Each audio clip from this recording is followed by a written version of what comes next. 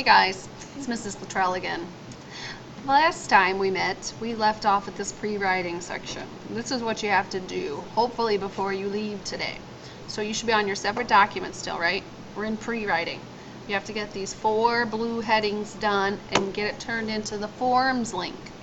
I really want you to consider these topics over here. Definitely what year it is, what's happening at home and abroad, current events, foreign events, things that are very important to that time and place. Values. What did people believe in? What culture are they a part of? What were they concerned about? What was it like to be a wealthy person, a poor person? What jobs did they have? What did their jobs entail?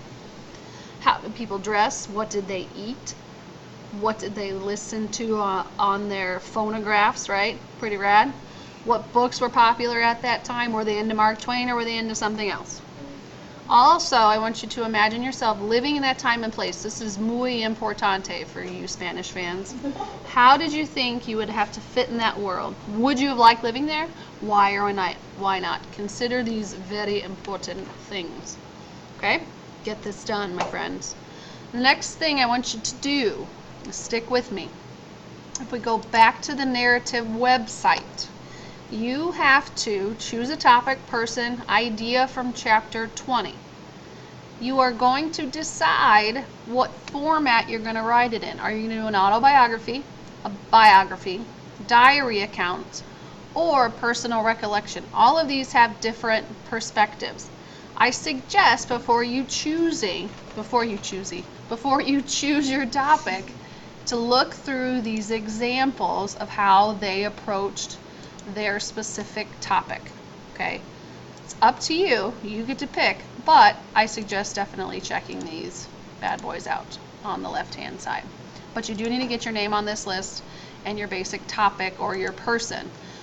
You can see that they're branching out on a lot of these different topics. I mean, here's a Jacob Riis. Some people are totally made up, like this James Kelly. Mary Harris Mother Jones is real, but Robert Halgram is a person that was Thomas Edison's assistant.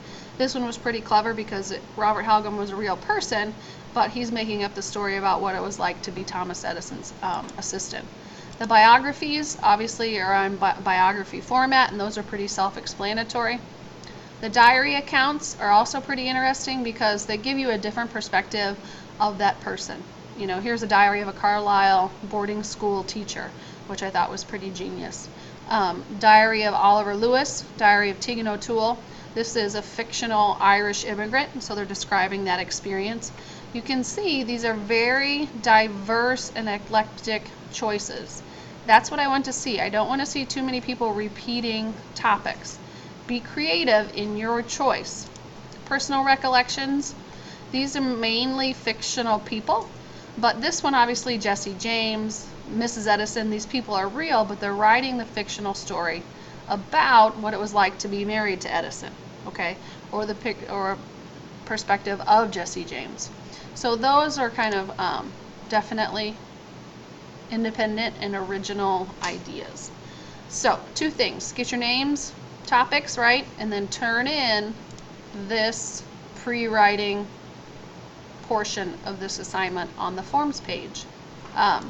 The next thing I want to look at really quickly is just to show you this example. This example is what your web page will look like. You're going to add the web page to a class website like we see here, and then you'll be responsible for looking at others and etc., but we'll worry about that later. But here's basically how you have to do a Voki or a video of yourself talking like you are that person, and it's just a little preview like you would see a preview in the movies, and the preview clip would go there. Then you have the title. Here's, you know, the author and the class that you're in. Here's a direct link in case something happens with this embed gadget like this one did here. You'll copy and paste your narrative. You have to do a political cartoon, and we'll talk about those cartoon requirements a little bit later, but the other requirements is where you'll find the cartoon section. You have to do an author's note, bibliography, and then your description of terms. So this is just a preview of what your page will actually look like, and I wish you all the best. Goodbye and good luck.